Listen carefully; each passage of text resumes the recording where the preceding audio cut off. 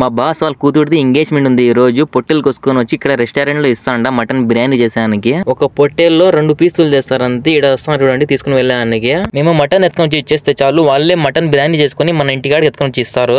Mutton side కొవ్వు ఉంటది కదా, ఆ కొవ్వు మొత్తం కోసేస్తున్నారు చూడండి, పక్కకు తీసేస్తున్నారు కొవ్వు మొత్తం.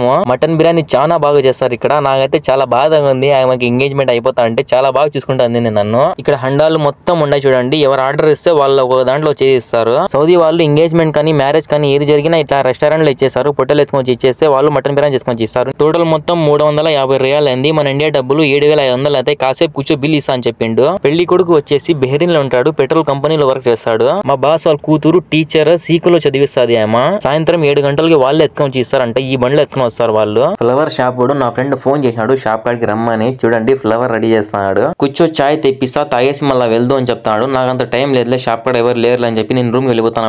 Please subscribe